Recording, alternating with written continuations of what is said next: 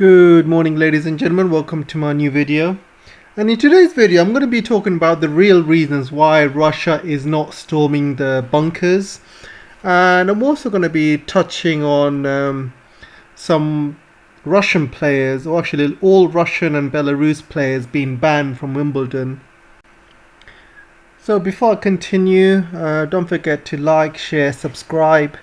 And if you really want to support the channel and you want access to exclusive contents like my parody videos, then you can join my Patreon or you can buy me a coffee. So without further ado, let's get on with the show. So Wimbledon has officially confirmed that Russian players and Belarus players are going to be barred from playing Wimbledon. And there is one Russian player in particular. So this means the players like the world number 2 Danil Medvedev and also world number 10 Russian top 10 star Andrei Rublev will be missing out from Wimbledon this year. And as a British, I must say this is absolutely a sick joke or something.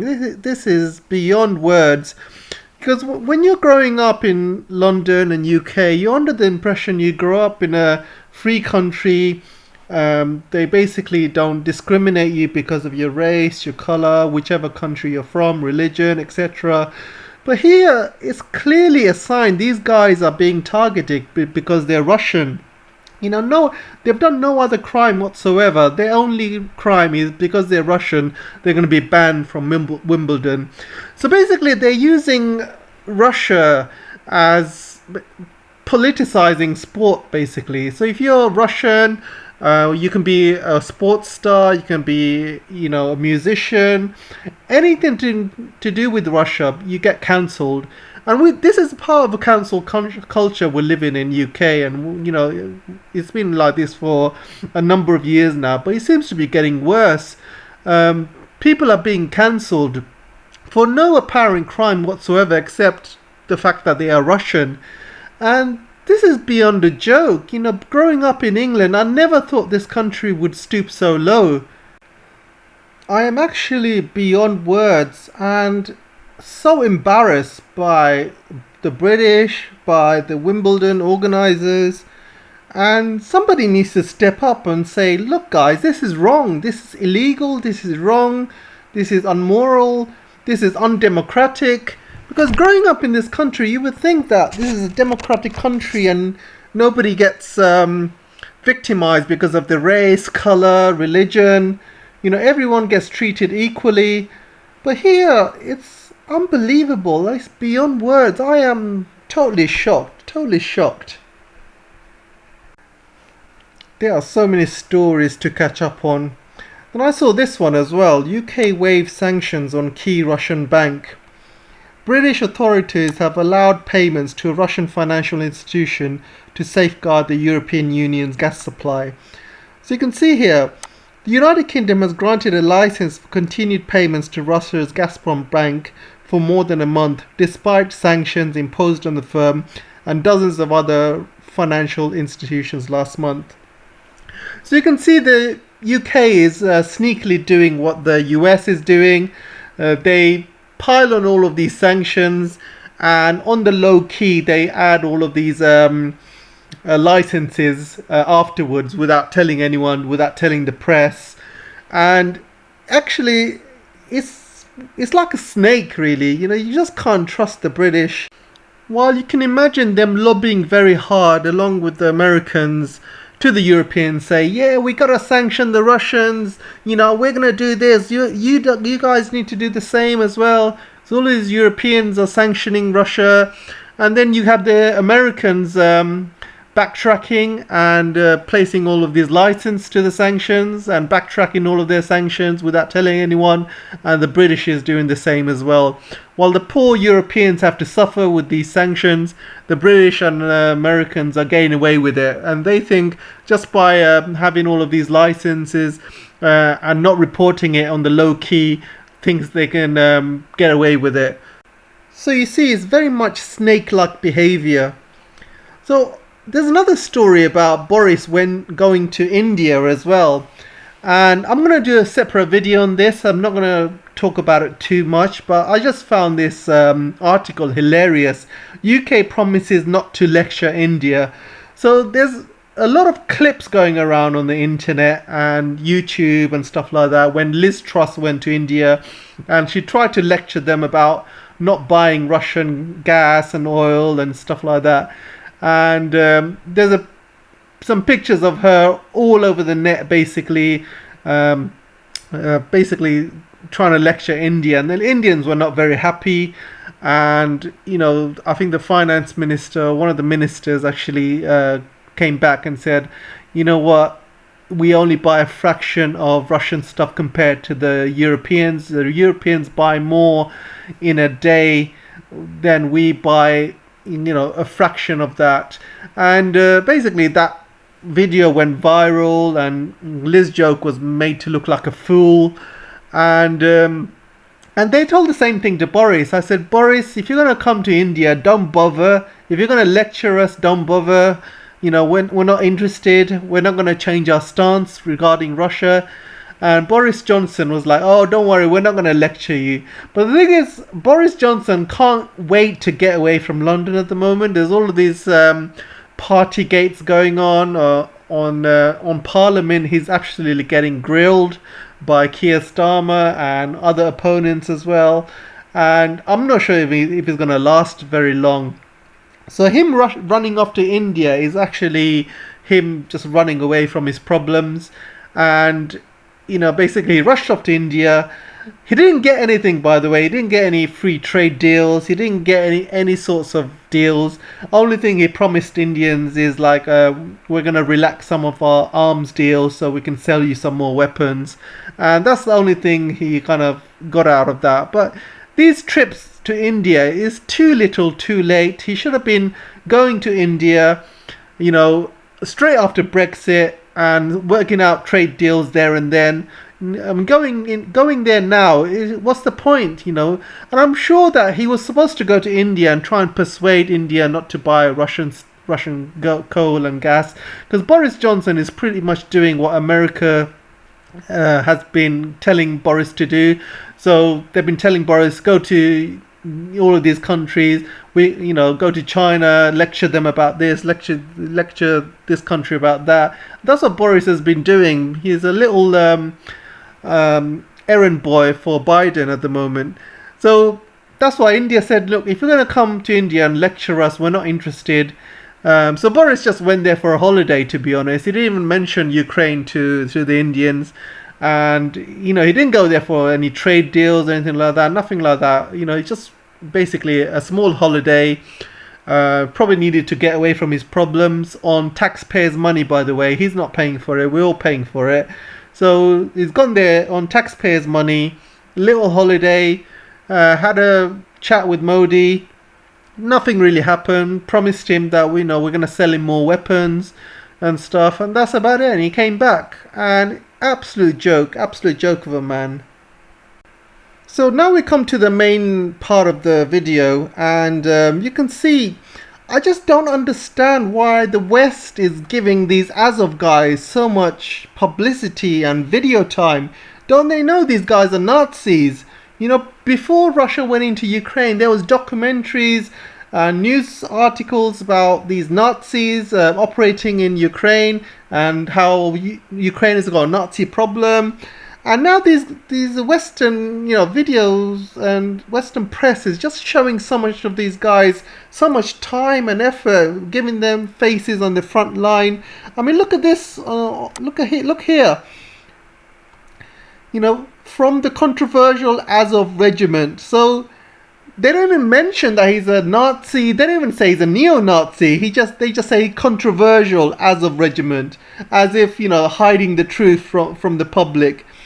And absolutely sickening. And not one point they say he's a neo-Nazi or he's a Nazi. They just say, he's a controversial, Azov militant. And I just don't understand why they're giving these guys so much time and space. And you got this guy as well. Look at this Azov militant. He looks like he's on LSD or something. Look at how big his eyes are. and and this guy's basically saying that, you know, him and his mates wants to go to a third country, and basically, you know, he doesn't say which third country, but he tagged America's Biden, he tagged Boris Johnson as well in his Facebook post. So it's basically, these guys are using Facebook to spread their Nazism and spread these messages around. I don't understand why, you know, these guys are allowed to show their faces and be broadcasted all over the world. And so another thing is, like, he said that there's women and children underneath the Azov militant bases. So that's another problem, because if there are, then, and if Russia actually storms it, then that's a problem, really, because, you know, I'm pretty sure that if Russia do storm it, these guys probably would kill all these women and children and blame it on the Russians. I wouldn't be surprised if they do. There is a video as well going around today of basically young kids, and I want to kind of show you this as well, and I'll give you my thoughts on what I think this is all about and why I think it's absolutely fake. So let's play this for a second. Дітки, підходьте, до вас трошки щось вкусного привезли. Проходьте. So basically, they're showing this video about these women and children in underground bunkers in the Azov, you know, steelworks, and I just want to show you that this is probably all fake and stuff. I'll explain why.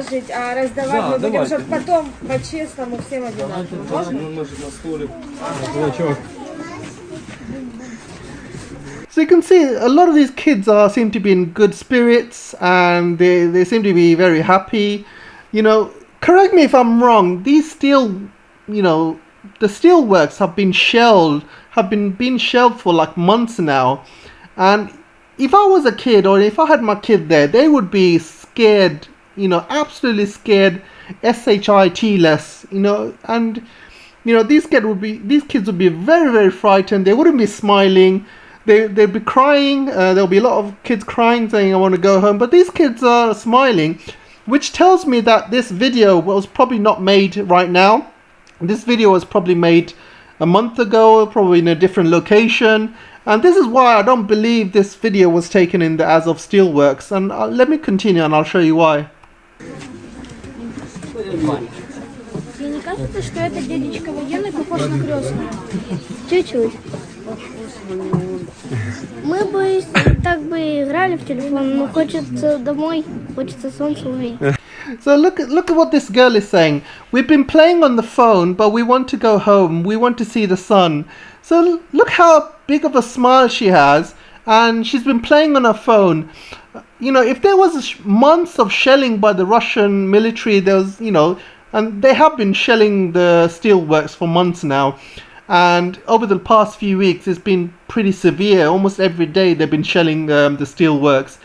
And this kid is, you know, really happy. She's playing on her phone despite all of these shelling going on above her. I don't believe it. I don't buy it. You know, any normal kid would have been, you know, crying, saying, I want to go home. You know, I'm really scared. You know, I don't believe it. And she's smiling here. She's in good spirits. And she says, she just wants to go home. She wants to see the sun. And the fact that she says she wants to see the sun means that these kids have been locked up in here by the Azov militants in the dark, and they're not being let out. So, which means they are basically being held hostages. And I can't believe how stupid these Western journalists are. These kids and these women are basically held hostage because, you know, because they know, the Azov militants know, if they keep these kids and women inside, that means the Russians are not going to throw these bunker busting bombs, and they're not going to even storm these bunkers, because if they try to storm them, I'm sure the Azov militants will try and kill these kids and blame me on the Russians, saying, look at the atrocities the Russians have done.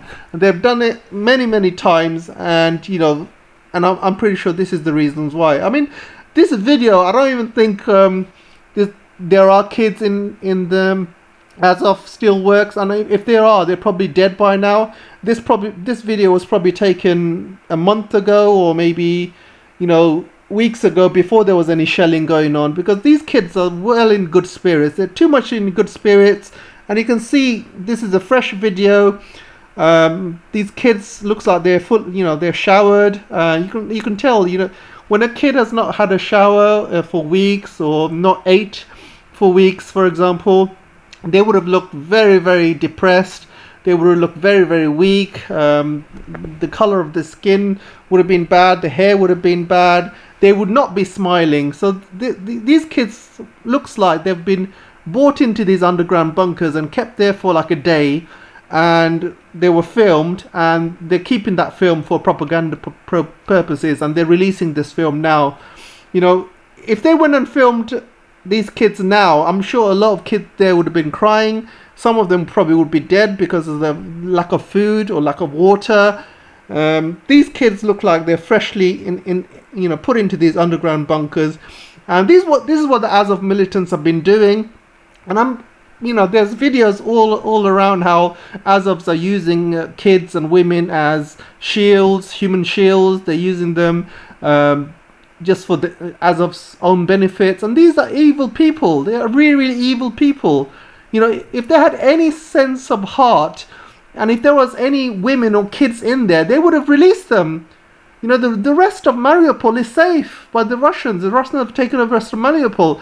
They could easily release them and say, you know what, you guys go, be safe. The only reason, if there are any kids there, they're keeping them there because of, they know that if they have no kids in there, no women in there, the Russians are just going to start bombing those underground facilities with bunker buster bombs, and there's no way out for them. They'll all be dead. So they are keeping these kids, all women, hostage because of that reason. And the fact is, they're showing this propaganda video, and this propaganda video is not taken, now. It's probably taken months ago, and they're trying to show that these kids are in good health, good spirit. I don't think so. I think most of them are probably dead because of the lack of food or lack of water. I think they're in really, really poor spirits, or maybe they're all probably dead already. And if Russia storms these places or bombs these places, Russia knows they're going to be blamed for it. The whole world will say, oh my God, look at what Russia's doing, and they'll use that as more propaganda. So this is the reason why Russia is not storming it, because they know that all of this propaganda is going to be used against them. And I just think this video, again, is fake. It's not taken real time. I think this is taken months ago, or probably even a different location. It doesn't say which location it is. It doesn't say what time this was taken. And these kids look like they're freshly pulled out the streets from their home, put into this underground bunker, probably kept them there for a day or two, interviewed them with this video.